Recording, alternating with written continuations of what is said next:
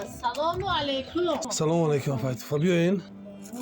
لیلی و مجنون، فرهاد و شیرین. آها ای عشق بی عشقی بی. در دوره‌ای که ما چه شما بودیم فقط فکر زندگی هم میکردیم، فقط ای کجا یک سمپل یا زندگی پیش بریم. شما دیده حواسمون نه پرهای زندگی ده. در اجاره میشنیم لیلی و مجنون. میدونی برای چی آمدم امروز؟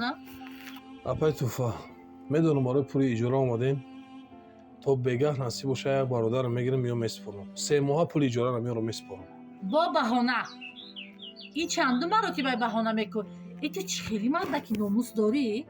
نه من نخوام برای پولی خانه و در نازنینه در تو دادم به ملال شیشتی کتگی کرده با من تلبنده که هر روز پشتی داری تو بیام که پول میتی مهربان یا نمیتی پول مهربان. فایتوفا یک شانس دیگه ممتین تا بگه پولم میام میسپرم 3 ماه پول اجاره رو میسپرم اپا جان. 3 ماه بله اپا. همین بگه. بله ساعتی چند؟ تا ساعت 5 میارم اپا جان. 5:00. اگر همین 5 یک دقیقه گذشت جیل پستکوتو رو میگیره. فهمو؟ بله اپا جان. این در خانه که محکم بود بارای من ماندگی بود نرسیده اوخی خیلی بینده من اگر چیزم رو از جای جنباندگی باشه میفهمم.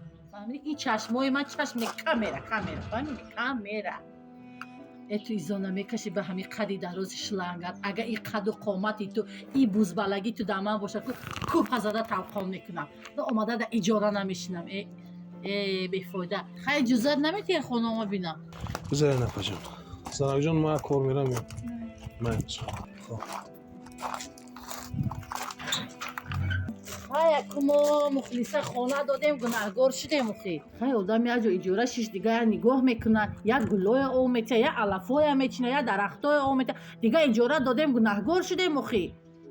توبه کردم خدا این شوی نا اودای تو هیچ بلا دستش نمیبیه. استالبه باری قدش قد کشیدگی